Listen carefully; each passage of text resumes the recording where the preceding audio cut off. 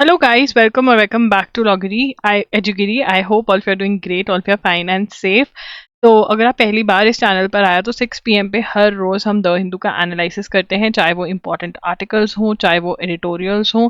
ये आपके लिए बहुत बहुत ज़्यादा हेल्पफुल रहने वाला है, चाहे आप MCQ टाइप के क्वेश्चंस के लिए प्रिपेयर कर रहे हो, चाहे आप ऐसे राइटिंग के लिए प्रिपेयर कर रहे हो, चाहे फिर आप एक पर्सनल इंटरव्यू के लिए प्रिपेयर कर रहे हो जहाँ पर की करंट अफेयर से रिलेटेड क्वेश्चंस पूछे जाते हैं।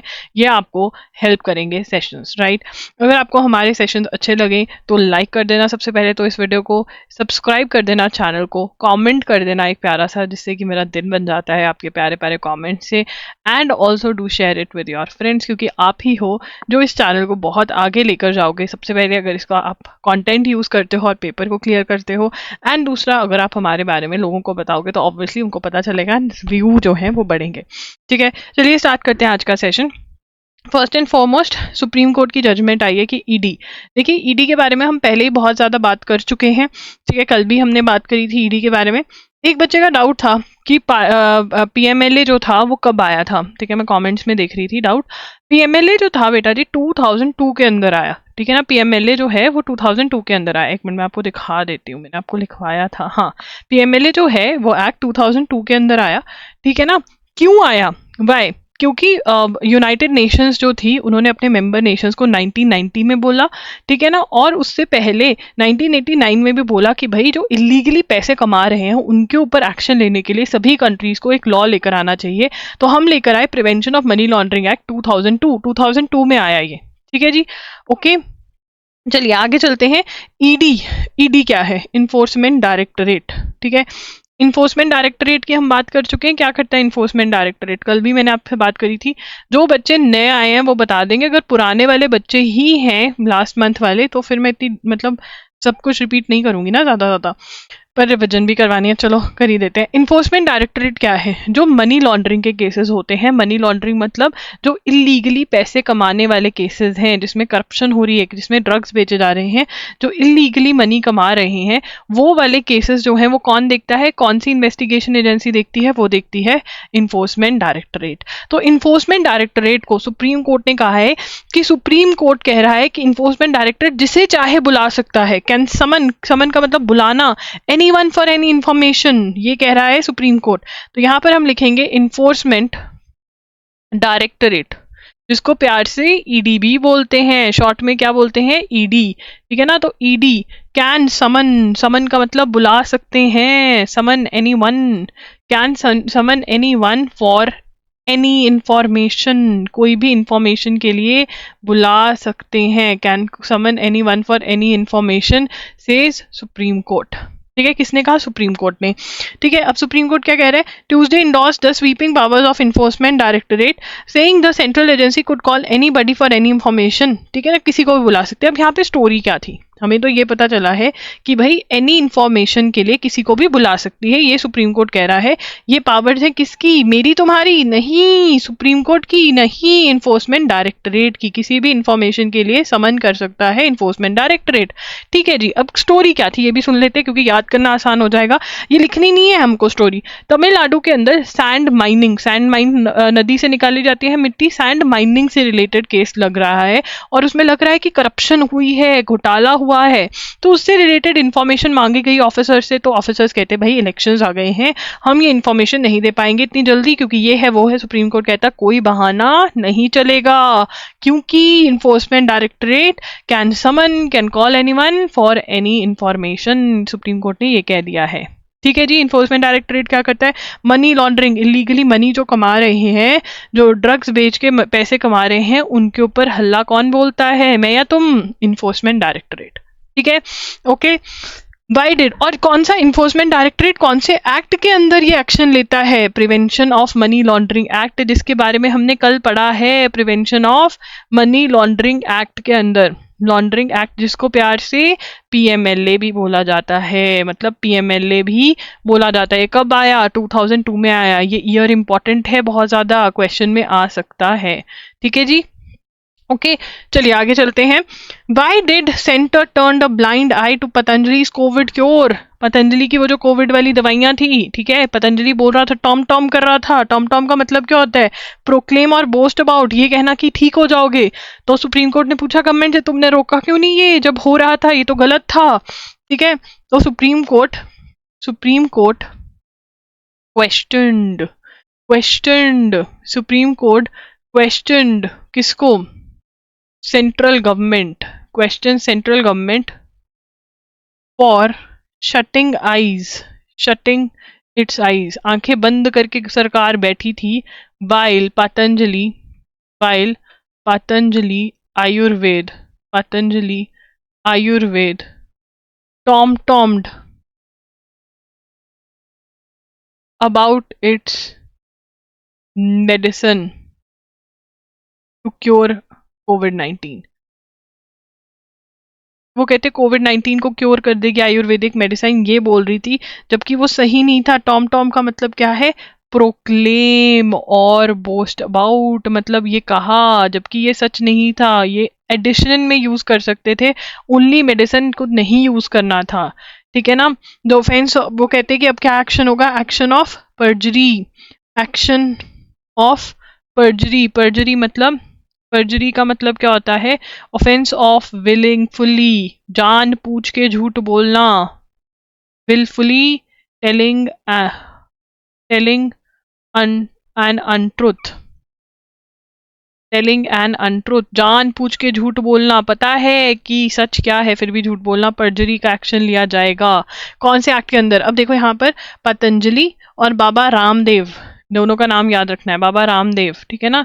बाबा रामदेव ने क्या किया? कहा कि मेरी दवाई से कोविड ठीक हो जाएगा, बट ऐसा नहीं था, तो ये गलत था। सबसे पहला ये आपका ये पॉइंट बनेगा, परजुरी का एक्शन लिया जाएगा। दूसरा, कौन से एक्ट के अंदर? The court asked why the government did not inform the public, especially during the critical months of pandemic in 20 and 2021, that the products advertised by Patanjali were supplementary to main medication, ठीक है। Central government did not inform the public that Patanjali's medicine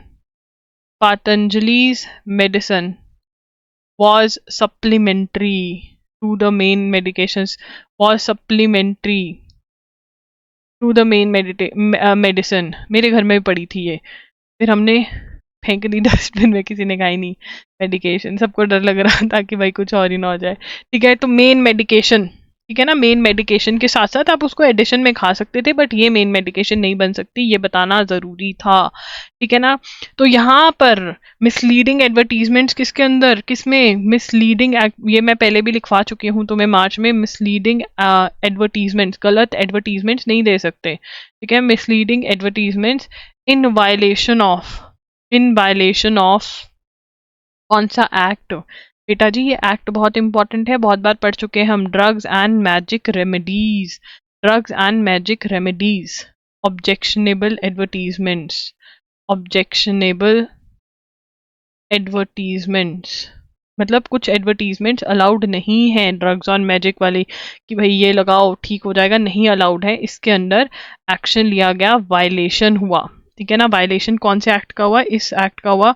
तो एक obesity की दवाई या कुछ ऐसा था, उसमें कहा कि ये ठीक हो जाएगा, ओबेसिटी का नहीं था, ब्लड प्रेशर वगैरह को कहा कि ये बिल्कुल ठीक हो जाएगा। गवर्नमेंट कहती भाई ये गलत है, आप ऐसे एडवर्टीजमेंट नहीं दे सकते हो, ठीक है ना, क्लेम्स गलत है। तो दो चीजें बाबा रामदेव की गलत हुई है, एक तो कोविड-19 की दवाई को कहना कि भैया इससे तुम्हारा कोविड-19 ठीक हो जाएगा, दूसरा जो शुगर वगैरह की दवाई है उसको एडवर्टीज करना और कहना बिल्कुल सही हो जाएगा, ठीक है। ये दो स्टेप्स, ये दो केसेस चल रहे हैं बाबा रामदेव के अगेंस्ट, ये आपको पता होना चाहिए, ठीक है।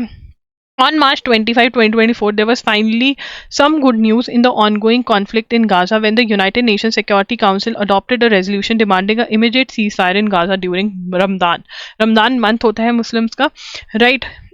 तो उसके अंदर कहा गया कि भाई अब इस टाइम पे आप लड़ाई मत करिए। तो यहाँ पर 25 मार्च को ये हुआ, ठीक है। हम टाइमलाइन बनाएंगे, गाजा लिखकर उसकी टाइमलाइन बनाते हैं। तो सबसे पहले क्या हुआ? 25 मार्च 2024 को क्या हुआ? यूएनएससी की full form UNSC, that is United Nations security यार मुझे आंखें चेक करा के आनी पड़ेगी, और मुझे बहुत डर लगता है अपनी आंखें चेक करवाने में, क्योंकि नंबर बढ़ गया ना सब गाली देंगे। Adopted a resolution. Let's, on a positive note, give me some positive vibes कि बिल्कुल सब सही है, कुछ नहीं हुआ आपको, ऐसे ही मेरा वहम है। Adopted a resolution demanding immediate ceasefire in Gaza. तो यहाँ पर क्या हुआ है, यूएनएससी जो है यहाँ पर अडॉप्शन हुई एक रेजोल्यूशन की, कहा गया सीज फायर का मतलब स्टॉप फायरिंग। कहाँ पर, गाजा में, जो इसराइल और गाजा हमास की लड़ाई चल रही है उसके अंदर इसराइल को कहा गया कि आप मत लड़ाई करिए। ठीक है, अब इससे रिलेटेड फैक्ट्स क्या हैं, इससे पहले भी रेजोल्यूशंस आए हैं, और इन earlier resolutions with regard to this issue US used to veto. मतलब यूएस अपनी पावर यूज करता था और कहता था नहीं ये नहीं होगा। This time US abstained from voting। US ने वोट ही नहीं किया, abstained फ्रॉम वोटिंग, क्योंकि यूएस परमानेंट मेंबर है, वीटो कर देता, ना कर देता तो वो रेजोल्यूशन खत्म थी, बट इस बार नहीं हुआ। तो हमें ये पता होना चाहिए कि ये रेजोल्यूशन पास हुई यूएनएससी में। ठीक है, यूएस का जो हुआ वो पता होना चाहिए, और एक और चीज जो हमें पता होनी चाहिए वो ये पता होनी चाहिए, Egypt and Qatar joint efforts क्या है, joint efforts but for negotiating joint efforts in negotiating a cease fire. मतलब ये दोनों जो हैं इनकी जॉइंट एफर्ट्स चल रही हैं। कौन सी कंट्रीज एफर्ट कर रही हैं, इजिप्ट और कतर, की नेगोशिएट कर रही हैं हमास और इसराइल के साथ कि सीज फायर हो सके। तो हमने 3 पॉइंट्स पढ़े यहाँ पर। एक तो यूएनएससी में रेजोल्यूशन पास हुआ है कि सीज फायर होना चाहिए गाजा के अंदर, ये पहली बार हुआ है। इससे पहले यूएस जो था वो क्या करता था, वीटो कर देता था। इस बार यूएस ने अब्सटेन किया है, मतलब वोट ही नहीं किया। कौन सी 2 कंट्रीज हैं जो नेगोशिएट कर रही हैं, बात कर रही हैं हमास और इसराइल से कि भैया लड़ाई करना बंद कर दो। क्यूई के नाम से इसको याद करेंगे, कतर, ठीक है, और इजिप्ट। कतर और इजिप्ट, याद हो गई स्टोरी, ये याद हो जानी चाहिए, ऐसे ही याद होगा सब चीजें। The financial year 22-23 appears to have ended on high revenue front. Net direct collection rose 19.9% by mid March to hit 97%। मतलब बहुत ज्यादा टैक्स कलेक्शन जो है इस बार हुई है। और ग्रॉस जीएसटी रेवेन्यूज भी, जीएसटी की फुल फॉर्म क्या है, गुड्स एंड सर्विसेज टैक्स की जो रेवेन्यू है, जो लोगों ने भरे है टैक्स, वो भी बहुत बहुत आया है। The state of global climate report that was released recently is cause of concern। अब यहाँ पर मैं आपको हमेशा बोलती हूँ कि जब भी कोई रिपोर्ट आए तो यहाँ पे क्या है, State of the global Climate report. ठीक है, ये क्या कह रही है, State of climate report by, किसने लिखी है, बाय, कौन लेकर आए इसको, बाय वर्ल्ड मेटियोरोलॉजिकल ऑर्गेनाइजेशन। ठीक है ना, that is WMO of United Nations. अपने आप में ही एक क्वेश्चन है ये एक PYQ भी है, दिस इज अ PYQ। ठीक है, उसके बाद United Nation state report states, क्या स्टेट करती है, 2 चीजें रिपोर्ट ने बोला। एक, 2023 was the hottest year in the recorded history of the planet। सबसे ज्यादा हॉटेस्ट ईयर था प्लैनेट की हिस्ट्री में, पहली बार। ठीक है, more over the average temperature rise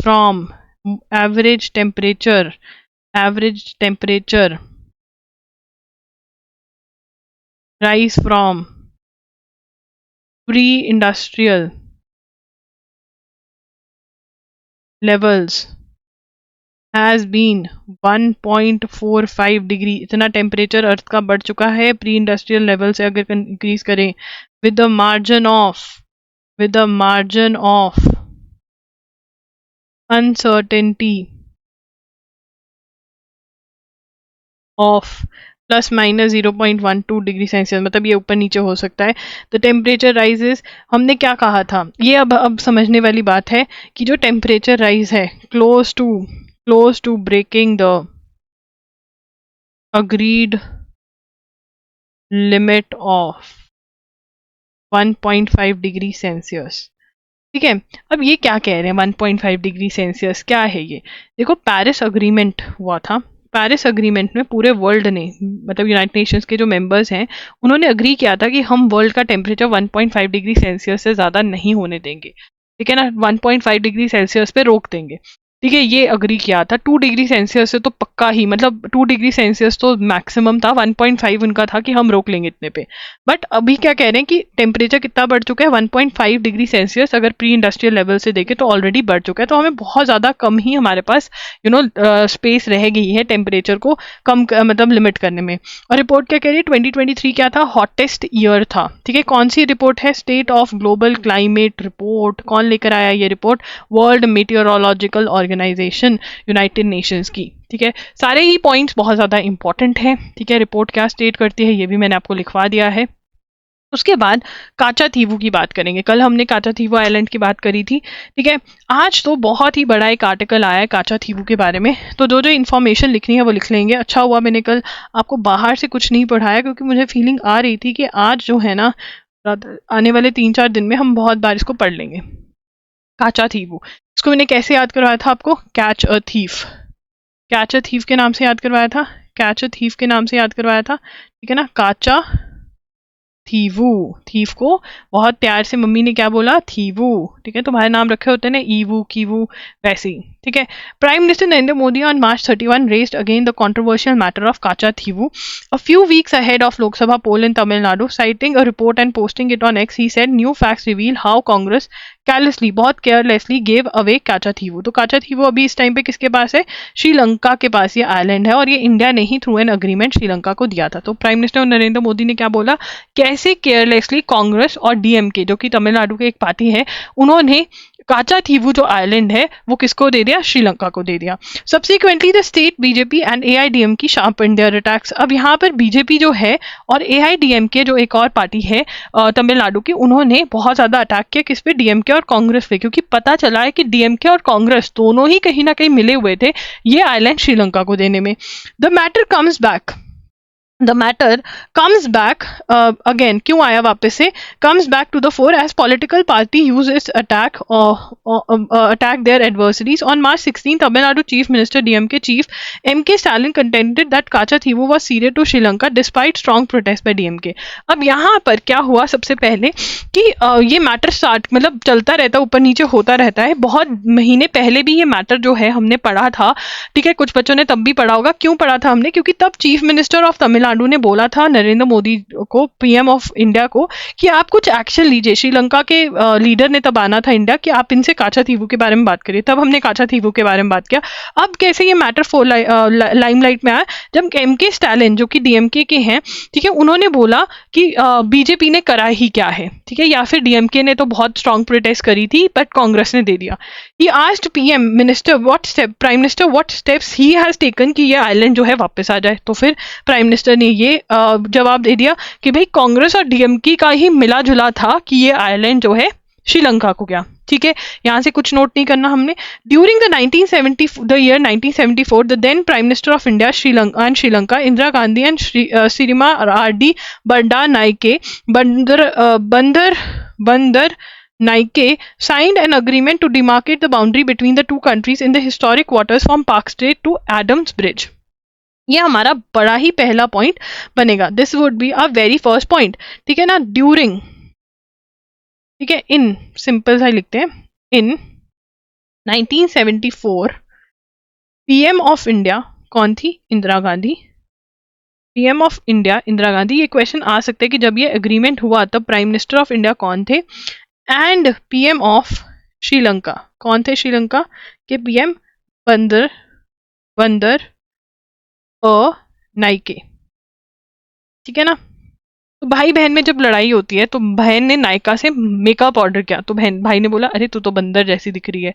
ठीक है, तो बंदर नायका से ऑर्डर करके बंदर लगने लग गई, भाई ने ऐसा बोला। साइंड एन अग्रीमेंट साइन हुआ किस चीज के लिए, टू डीमार्केट, मतलब बाउंड्री मार्क करने के लिए, टू डीमार्केट बाउंड्री बिटवीन, किसके बीच में, बिटवीन बाउंड्री बिटवीन किसके बीच में, between historic waters from Park Strait, Park Strait, Park Strait to Adams Bridge. Adams Bridge. तो ये वाला जो रास्ता है ये डिमार्केट हुआ।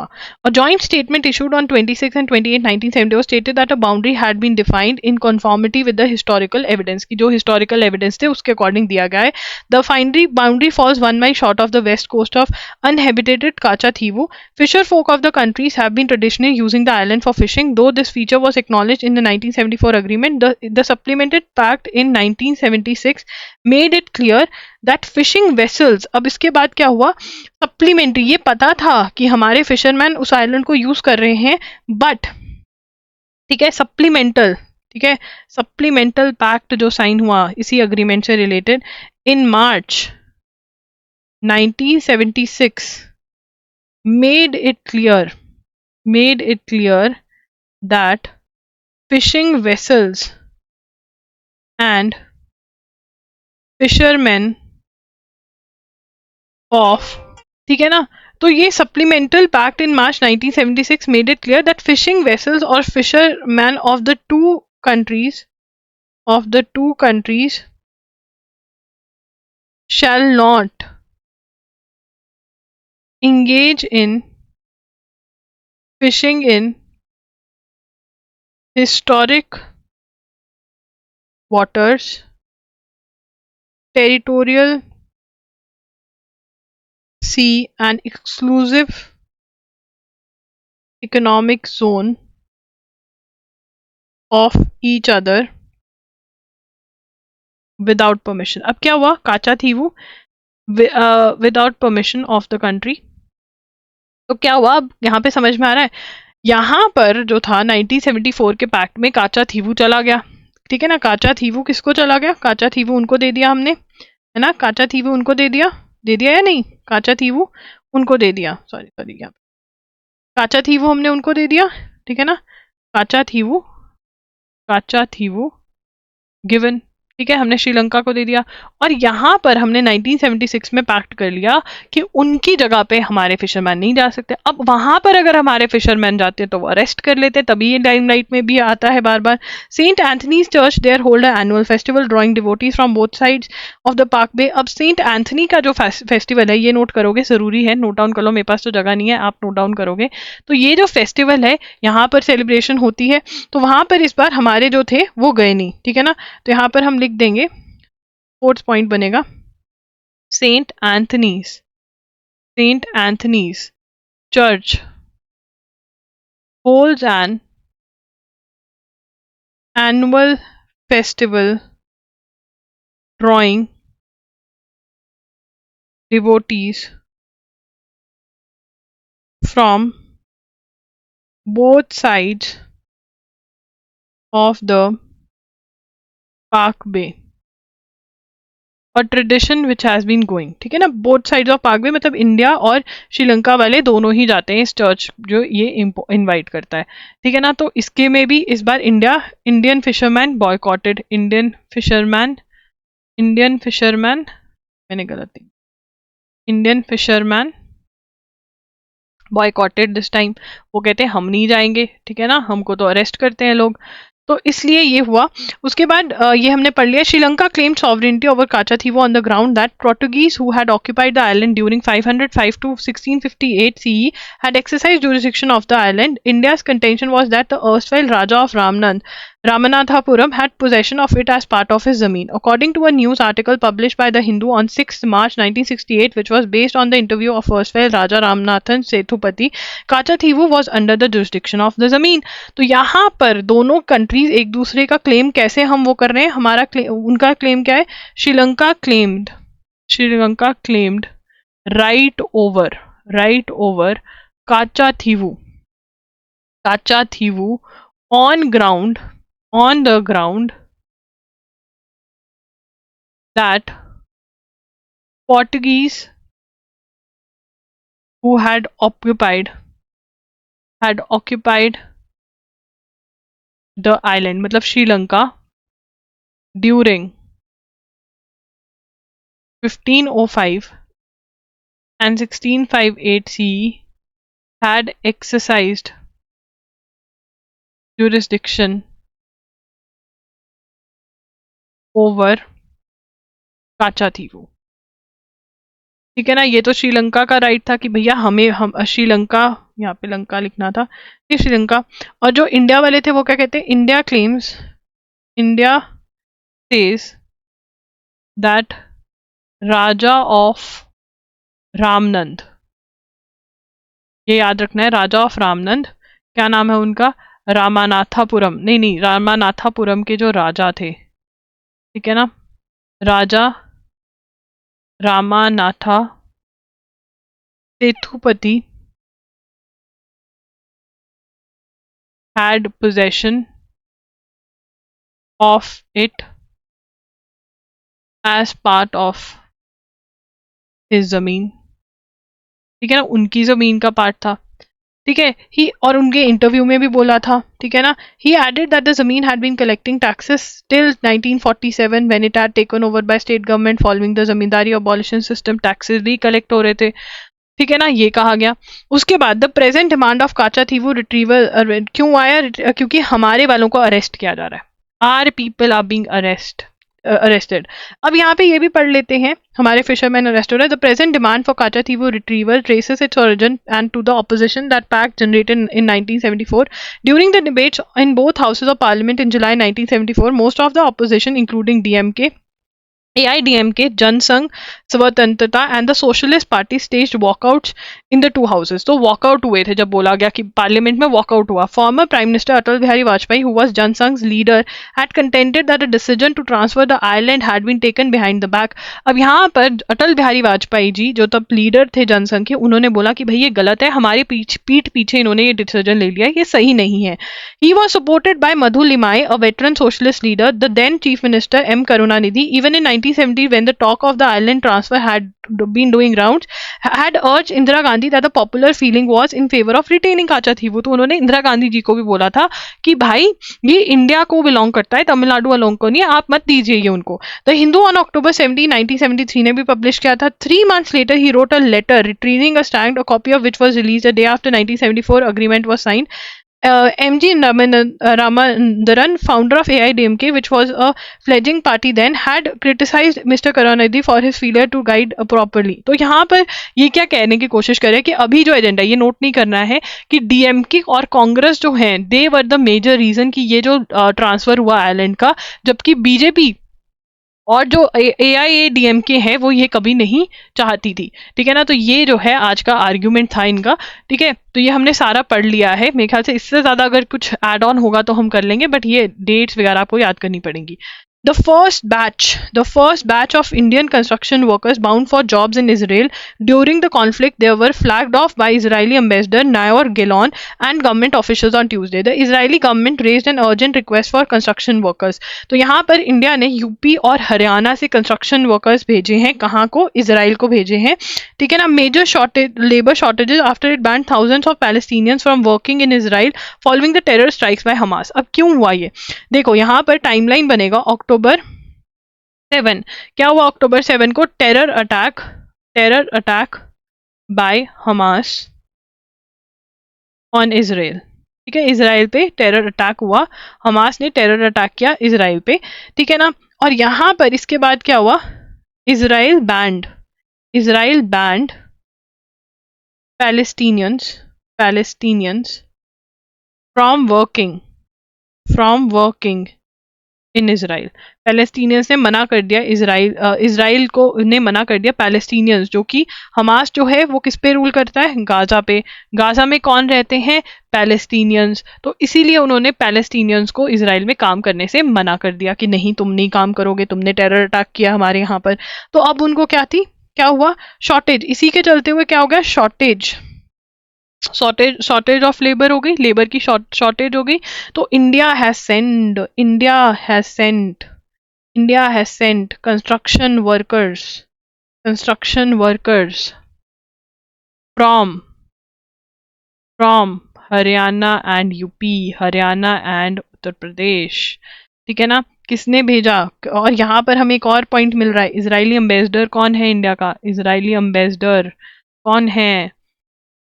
नायोर, डायोर से याद कर सकते हो, नायोर ना। और नहीं खाना खाऊंगा, गिलोन, गिले बहुत रखूंगा कि तुमने मुझे ये नहीं खिलाया, सिर्फ ये खिलाया। ठीक है ना, रिश्तेदार ऐसे होते हैं। चलो आगे चलते हैं। E commerce sites told to classify food items correctly. तो कुछ यहाँ पर ना सिर्फ तुम्हें FSSAI की फुल फॉर्म पता होनी चाहिए, ये हर किसी के लिए इंपॉर्टेंट है।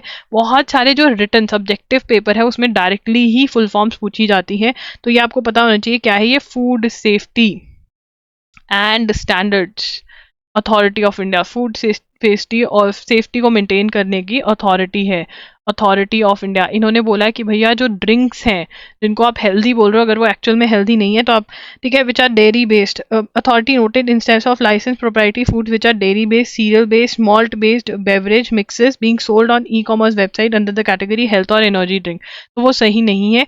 तो यहाँ पर आपको ये याद रखने की बजाय आप ये याद रख लो कि इसकी फुल फॉर्म क्या है, तो मेरे लिए बहुत सही हो जाएगा, आपके लिए पेपर में सही हो जाएगा। ठीक है, FSSAI की क्या फुल फॉर्म है? FSSAI की फुल फॉर्म जी ये है, food safety and standards authority of India. ठीक है, आगे चलेंगे। The world bank has warned that south Asian region including India was not making use of demographic dividend. सबसे पहले हम नोट कर लेते हैं जो इन्होंने कहा है। वर्ल्ड बैंक किसने वार्न किया है? वर्ल्ड बैंक ने वार्न किया है, has warned that south Asia region including India was not making use of its demographic dividend as the pace of job creation in region fell short of growth in working age population। समझ नहीं आया? बहुत बढ़िया बात है, आना भी नहीं चाहिए, मैं समझाऊंगी। ठीक है, अब यहाँ पर सबसे पहले हमें पता होना चाहिए कौन सी वर्ल्ड बैंक ने बोला है कि भैया डेमोग्राफिक डिविडेंड जो है उसका प्रॉपर यूज नहीं कर रहे हो। अब यहाँ पर हमें पता होना चाहिए कि डेमोग्राफिक, यहाँ पर हमें पता होना चाहिए कि डेमोग्राफिक डिविडेंड का मतलब क्या होता है। कोई चैट सेक्शन में मुझे एज ग्रुप बता सकता है, कोई पिछले साल वाला बच्चा हो यहाँ पर? डेमोग्राफिक डिविडेंड की बहुत ज़्यादा बात हुई है पिछले साल, तो डेमोग्राफिक डिविडेंड होता क्या है? डेमोग्राफिक डिविडेंड वो होता है कि वर्किंग एज के जो लोग हैं वो बहुत ज़्यादा हैं, ठीक है, तो उसको क्या बोलते हैं? डेमोग्राफिक डिविडेंड बोलते हैं। ठीक है ना, तो डेमोग्राफिक डिविडेंड क्या होता है ये समझेंगे हम, लिखेंगे demographic dividend, demographic dividend, demographic demographic dividend लिख लिया। मेरी स्क्रीन को क्या है, एक मिनट बस, एक मिनट। ठीक है, डेमोग्राफिक डिविडेंड, डेमोग्राफिक डिविडेंड लिख लिया। ठीक है ना, डिविडेंड नहीं डिविडेंड, ठीक है, dividend it is the potential economic gains when share of working age population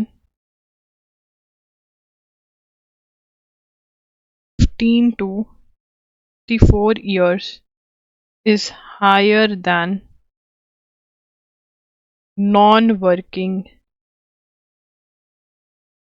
as group. समझ रहे हो?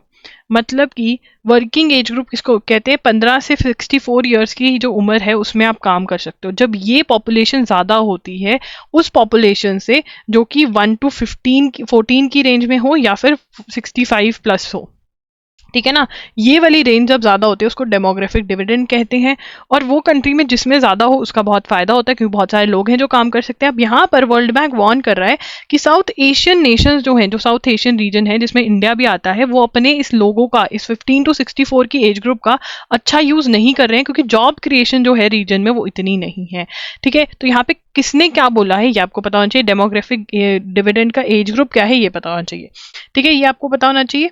अब यहाँ पर पहले डिस्कस कर लेते हैं loggery.in पर क्या क्या चीज़ें अवेलेबल हैं। देखिए, अगर आपके MCQ प्रैक्टिस करनी है, MCQ प्रैक्टिस बहुत ज़्यादा ज़रूरी है, और हमारी MCQ प्रैक्टिस बाकियों से कैसे अलग है मैं आपको ये बता देती हूँ कि यहाँ पर आपके द हिंदू बेस्ड क्वेश्चंस तो हम करवाएंगे ही करवाएंगे, जो आप यहाँ पे पढ़ रहे हो द हिंदू आपको मिलेगा वहाँ पर, बट वहाँ पे आपको एक्स्ट्रा सोर्सेज के क्वेश्चंस भी मिलेंगे। मतलब अगर यहाँ से आपने पढ़ लिया ना, तो आपका जो डर है कि और कहीं से क्वेश्चन आ जाए, वो आपका डर खत्म हो जाएगा। तो यहाँ पर आपको 10 टेस्ट मिलेंगे, 10 टेस्ट में 50 क्वेश्चंस ईच होंगे, ठीक है ना।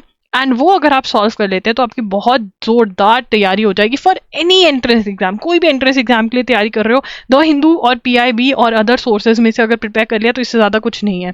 loggery.in पर ये मिल रहा है आपको, MCQ प्रैक्टिस मिल रही है। उसके बाद आपको मिल रहे हैं 1 शॉट्स, करंट अफेयर्स के 1 शॉट्स, ठीक है। वीडियो लेक्चर्स हैं ये, इसके अंदर 6 to 8 आवर्स, ठीक है ना। करंट अफेयर्स के आपको 5 to 6 नहीं 7 to 8 आवर्स, ठीक है। 7 to 8 आवर्स आपको यहाँ से पढ़ना है और आपका 1 फुल मंथ रेडी हो जाएगा। वीडियो लेक्चर्स मैं ही ले रही हूँ, ये लेक्चर्स रिकॉर्डेड लेक्चर्स हैं, जब चाहो तब आप देख सकते हो। वैलिडिटी भी भरपूर वैलिडिटी है, ऐसा नहीं है कि बस 1-2 महीने की वैलिडिटी, भरपूर वैलिडिटी। आप अगर मार्च का खरीद रहे हो, फेब का खरीद रहे हो, आपका दिसंबर 2024 तक वो वैलिड है, ठीक है। वीडियो लेक्चर्स हैं और डिजी नोट्स भी हैं जहाँ से आप रिवाइज कर सकते हो। लर्निंग वगैरह मैं आपके मतलब ट्राई करती हूँ कि लिखवा के आपको याद करवा दूँ, सब कुछ क्लास में ही याद करवा के भेजूँ, ये मेरी ट्राई रहती है। 1 शॉट करंट अफेयर्स जो हैं ये अवेलेबल है, आप ये खरीद सकते हैं। उसके बाद हमारे पास मॉक टेस्ट अवेलेबल हैं, ठीक है। मॉक टेस्ट CUT UG के बहुत जल्दी आने वाले हैं, काम चल रहा है उसके ऊपर, ठीक है ना। CUT UG के mock test to be launch, तो उसके लिए चैनल को सब्सक्राइब कर लो, क्योंकि ऑफर आती है और वो वैलिड होती है बहुत कम समय के लिए, बहुत बढ़िया ऑफर आती है। बट ठीक है, MHCT 5 ईयर्स का एंट्रेंस एग्जाम का जो आपका मॉक टेस्ट है वो अवेलेबल है, बिल्कुल अपडेटेड मॉक टेस्ट होते हैं। 3 इयर्स और 5 इयर्स पंजाब यूनिवर्सिटी के अवेलेबल हैं। जामिया के मॉक टेस्ट, जामिया के लॉ एंट्रेंस एग्जाम के मॉक टेस्ट और आर्मी इंस्टीट्यूट ऑफ लॉ के भी मॉक टेस्ट अवेलेबल हैं। कोई और अगर आपको मॉक टेस्ट चाहिए तो कमेंट कर सकते हैं। ये सब कुछ आपको हमारी वेबसाइट पे मिलेगा loggery.in, ठीक है। उसके बाद चलते हैं सेनेगल के प्रेसिडेंट जो हैं वो नए आ चुके हैं। तो नए प्रेसिडेंट कहीं पर भी आए तो हमको नाम तो याद करना ही पड़ेगा। क्या नाम है इनका?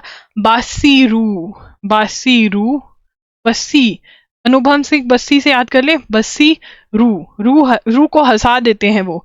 डियो माई, ठीक है ना, डियो माई, या डियो लगाकर बस्सी की रूह को खुश करने के लिए हम जाएंगे कहाँ, शो देखने, ऐसे याद कर सकते हो। आगे चलेंगे। On March 23 one of the pioneers of psychology and economics research Daniel Kahneman passed away, ठीक है ना। तो यहाँ पर हम लिखेंगे कि डैनियल कानेमान, ठीक है। क्या है ये, क्या थे ये? साइकोलॉजिस्ट थे, बहुत फेमस। साइकोलॉजी के लिए जाना जाता है, साइकोलॉजी एंड इकोनॉमिक्स रिसर्च के लिए जाने जाते थे, ठीक है ना। यहाँ पे लिख लेंगे पास्ड अवे, ही डाइड, ठीक है, पास्ड अवे। और इनके कौन से सबसे ज्यादा चीजें जानी जाती हैं साइकोलॉजी में? Substantial contribution, judgemental, substantial contribution,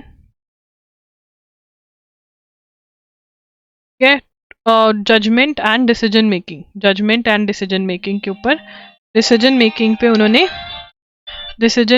उन्होंने काम किया था, ठीक है जी। ओके, तो आज के लिए इतना ही। अगर आपको सेशन अच्छा लगा हो तो आप 6 PM पे कल दोबारा से हमको ज्वाइन कर सकते हैं। इस सेशन को लाइक कर सकते हैं, चैनल पे कमेंट कर सकते हैं, जो पढ़कर मेरे को बहुत मोटिवेशन मिलती है, ठीक है ना। एंड अगर पहली बार आए तो ज़रूर बताना, बहुत अच्छा लगता है कि नए लोग जुड़ रहे हैं।